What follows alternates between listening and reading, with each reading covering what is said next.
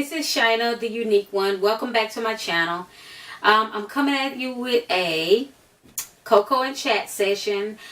Something that I saw on YouTube maybe a week or two ago, and it was near and dear to my heart. But anyway, I just want to tell you, when I say Coco and Chat, on my Coco and Chat sessions, I drink different cocos. I taste them and I tell you what they are and how they taste. But anyway, this is a Land O'Lakes Cocoa Classics. It's mint and chocolate hot cocoa mix. And basically, let me take a sip and we'll go into the chat.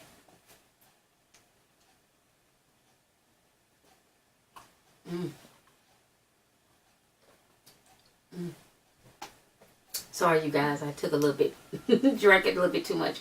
But anyway, you can taste the mint and you can taste the chocolate, but I think you can taste the mint a little bit more than you can taste the chocolate or the cocoa. But you can taste those things. It's a hint, but the mint is more vibrant in it. But anyway, once again, it's Land O'Lakes Cocoa Classics, and it's mint and chocolate hot cocoa mix. Okay. Well, anyway, as I was saying in the beginning, I was watching YouTube, and I was watching one of the ladies on YouTube. Her name is Christine Cole. I don't want to say her last name because I don't want to say it wrong. But anyway, she's living the Maui life. That's her channel. And basically her name is Christine. But anyway, she began to start talking about depression. And she was talking about how certain things in her life affected her and how it affected her. And she mostly talked about her mother and how her mother was, I want to say, schizophrenic. I want to say that. But anyway, she began to talk about depression and all those things, and how her mother, she didn't want her bird and all of that, and she really got emotional when she began to talk about that. So I want to talk about that as well. I want to talk to you guys about depression, and I won't say that I'm a big expert. I didn't do homework or anything about it, but it has affected my life in a lot of ways, and my past life, that is.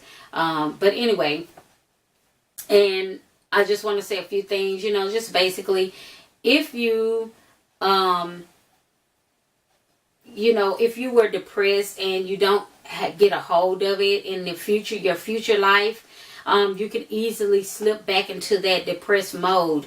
So you want to make sure that you always take care of yourself. Find yourself doing things that make you happy, and find yourself doing things that, that help you to not go back into that mode of that part of your life, But anyway, I want to tell you a little story about me. I'm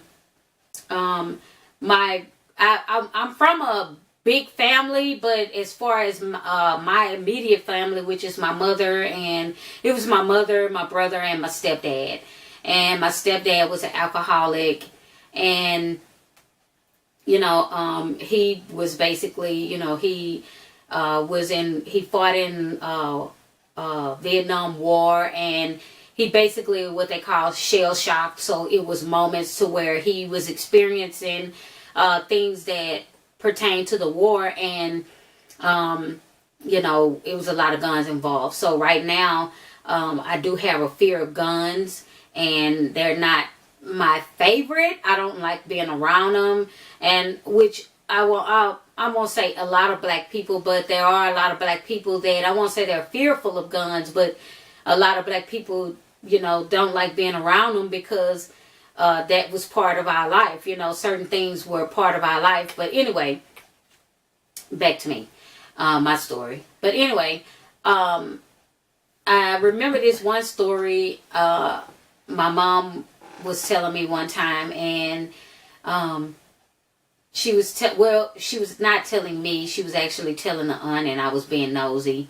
And basically, my mother had got the courage, and she had left my stepdad, because my stepdad, he used to fight on her, and beat her up and give her black eyes. She used to have bruises all over her body and face and stuff like that.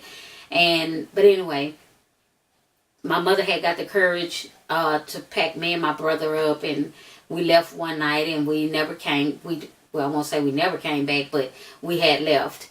And we had left maybe for a couple of years, maybe a year or two. And in the process of that, I don't know, but he talked her into coming back, my stepdad.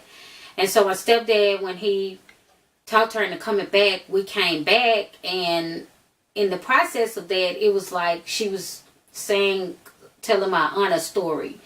And the story was that,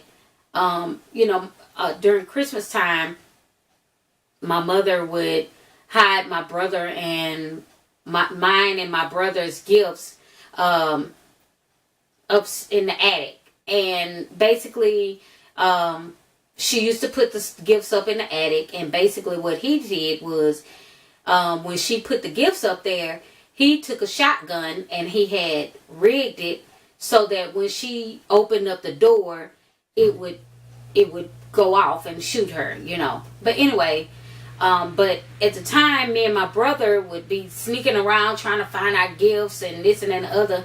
And I would be telling my brother, I'm like maybe 8 years older than my brother. So my brother was way younger than me at the time. And so I may have been about, I don't know, maybe, I don't know how old I was. I was maybe 13, 14 or whatever. My brother's 6 years younger than me, I want to say. But anyway, I should know that. But anyway, my brother was way younger than me. And he may have been about 5 or 6. I'll put it like that. But anyway, at the time, we were sneaking around trying to find this, find our gifts. Because we knew that she hid them, but she hid them in different places every year. But this one spot that she would hide all of the big gifts would be in the attic. And so me and my brother were trying to go to the attic, and basically, I don't know, something had stopped us. And basically, I'm glad that we didn't go in the attic, because I would have got hurt, or my brother would have got hurt, or whatever, But at the same time, that was part of our life, Another story that I remember was, my mother, like I said, I was maybe about 14 or so, like that, 13, 14. And my mother had asked me to come into the bathroom. She needed me to do something. And when I came into the bathroom, she had took her shirt down over her shoulder, and she asked me to take pictures of her. And when I was taking the pictures, I didn't understand. I mean, I was the type of kid, when stuff happened, my mother, grandmother, aunts, uncles, whatever, they sent you out of the room, when they got to talking about things that pertain to, adult stuff. So basically they sent us kids out of the room. But anyway, my mom had me taking pictures of her. And at the time when I was taking the pictures, I saw she had like bruises all on her shoulder. She had bruises on her back. She had like her eye was black. She had like choke marks on her neck. It was a lot of stuff, and she basically wanted me to take pictures of all of that. And in the process of me taking pictures of that, I thought to myself, Lord, I don't, what's going on? And I was trying to talk to my mom, but she just said, don't ask questions, just take the pictures. And so that's what I did. But those things that happened in my family, that happened to my mom, happened to us, my stepdad, and, I say yes that he was wrong, but in the process of saying those things, I have to feel sorry for him, because he experienced things in his life that he couldn't handle, and he just basically took it out on my mom, and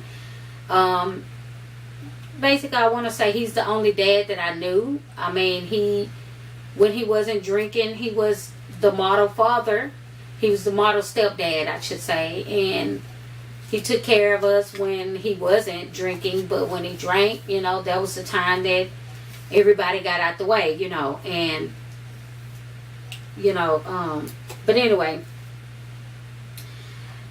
those things happen, and I feel like for me personally, it changed. It shaped me, and I let it shape me in a negative, bad way. And in the process of that, I hung out with the wrong people. I did drugs. I basically was sleeping around and doing things that um, I probably, well, I won't say I shouldn't have done. And it affected me. And it kept me from doing things that, growing up as a kid, I really didn't see a kid's life. I grew up and I did things, but at the same time, we was always on pins and needles. We had to always, you know, I mean, I remember one time my stepdad shooting a gun in the house, and you know, us running down the street waiting for my mom at the bus stop because he was shooting the gun in the rifle in the house, you know, and or a shotgun, I should say. I mean, that's the same thing. But anyway, these things happened. But in the process of it, it basically shaped me in a negative way. And the things that happened in my life that shaped me in that way kept me from being how can I say it kept me from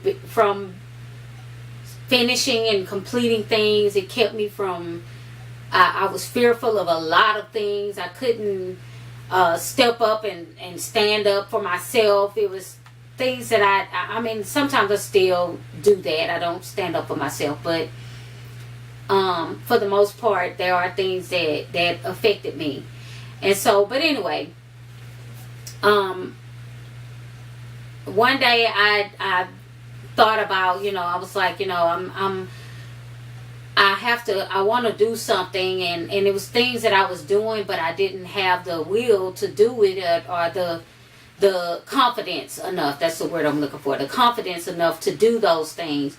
And so it was like I went to sleep one night, and I had a dream. I actually had a dream about this play. And in the play, I was basically writing about this lady. Her name was Unique Davis. And that's basically, well, I'll get to that in a minute. But anyway, it was a lady named Unique Davis. And basically, she was writing a book. And in the process of her writing this book, she was writing about things that happened in her life that helped her get over hills and mountains and those things that seemed so big that she couldn't complete things. But anyway, it was a play. And basically, this Unique Davis basically was the person when I woke up. That was my new reality. That was the person who I created to help me be a better Shayna, you know, which is my biological name. But anyway, I started jotting down some things that happened in my life. And I started jotting down things that I went through in my life. And when I completed it, I let a friend of mine read it, and she said, "Shayna, you know, you got to. This have to be a book. This gonna help a whole lot of women. It's got to help a lot of women." So I said, "No, I don't want it to be a book. This just was me writing my thoughts down, just writing my thoughts down." And so anyway, she said, "No, Shayna, you have to." So basically, that spurred me writing this book, which is this. So that spurred me to write this book, which is called Broken Woman by Unique Davis, which is my pseudonym name, my pen name, or whatever you want to call it. But anyway, in the book, I talk about a lot of the things that I went through. For example, the things that I went through with my stepdad, you know, talking about things, drugs use and prostitution and stuff like that. I talk about a lot of things that affected me and a lot of things that shaped me. And I want to thank God, because in the end, when I finished writing it, it's like a weight was lifted from me.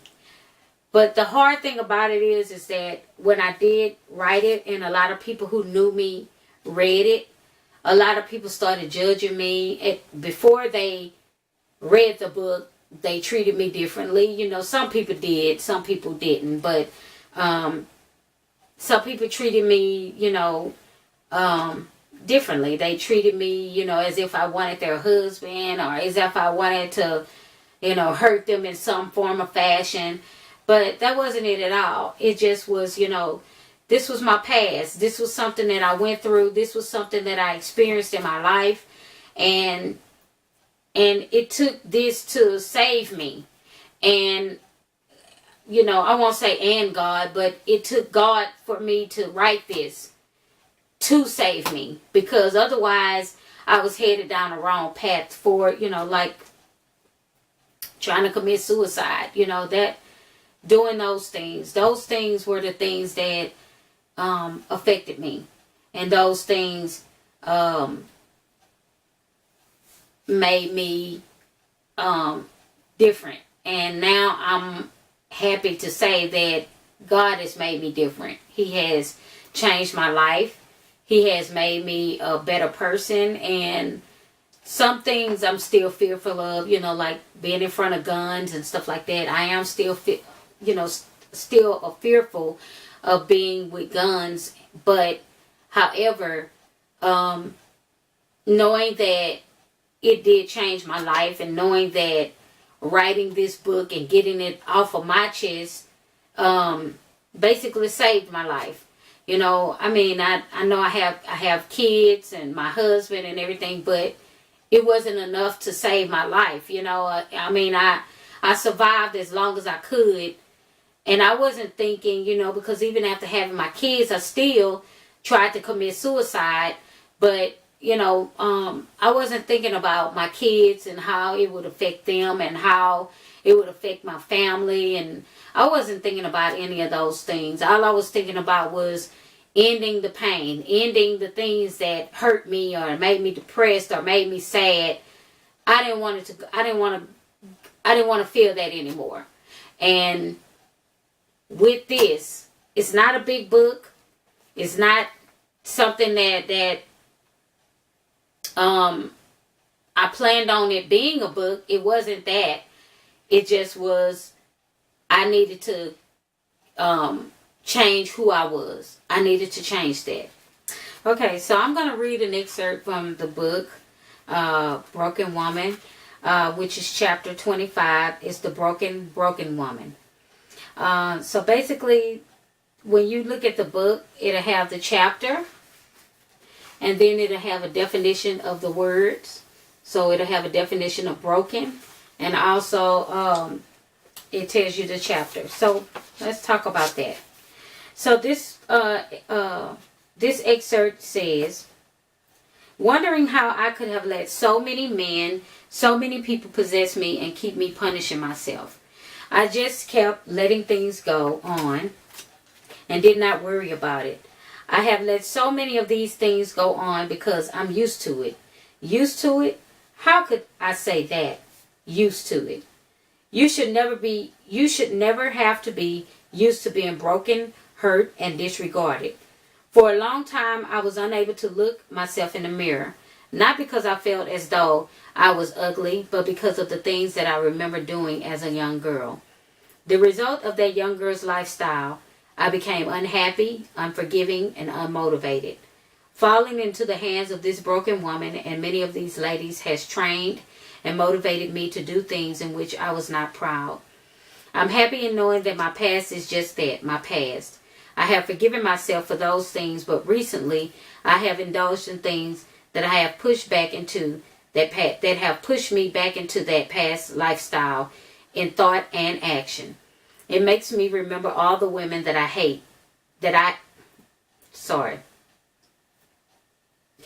It makes me remember all the women that I have brought before you now. And thinking about my past lifestyle while in my present reality, I see how I've carried all those fears and doubts and just a negative way of thinking with me into my future self. That's an excerpt from that part, from chapter 25, which is Broken Woman. I want to read an excerpt from you, which is from chapter 25, which is from Broken Woman. And as you see it, you'll see the chapter, and then right behind it, right under the chapter, you'll see the definition of the word broken. Okay? So this excerpt says, the first thing I think of while writing this is a fragile vase or delicate china, something that means a lot to you, like that china which only came out of the cabinet during holidays or special occasions. Do you remember that? Do you remember what happened to you when you broke that gravy boat? Come on. You know what happened when you broke that gravy boat or any dish that came from that cabinet that great-grandma or great-great-grandma left to your parents. Well, when I think of that, I think of its meaning to that person. It's delicate and appreciated, or your parents would not have been that angry. I want you to know that you are just as priceless as that dish that was broken. You can't be replaced, and if anybody breaks you, the only ones who are hurt are the ones that care for you the most. That was an excerpt from the book. So basically, I just want to tell you guys that, you know, being this broken woman has made me, basically, it broke me into pieces, but in the end, I thank God that He brought me back together again. And I just want to tell you guys that when you're dealing with stuff, when you're going through, when you're feeling bad or you're hurt, when you can't make ends meet, whatever the situation is, whatever your broken heart feels, whatever you're depressed about, whatever you're angry about or hurt about, you know, look yourself in the mirror and get to the root of it so that you can fix it and change it. You know, you can't bring you back. You can't bring you back. When you're gone, that's it. If you've been raped, trust me, I understand how that feels. I know what it's like for somebody to take something from you and you can't get that back, you know. I know what it feels like to see your parent or your family go through something that you can't change or you can't help, you know. So I'm just asking you, I'm pleading with you, please make sure that you live a wonderful life. Make sure that if you're depressed, get help. Don't just allow yourself to be depressed and hurt. Don't allow yourself to fade away. Don't let yourself fade away from your friends and your family when they want to be there for you. They want to comfort you and they want to help you get out of that situation. So I just want to tell you guys, thank you for listening. And I want to tell you, love you. And until the next video, I'll say goodbye.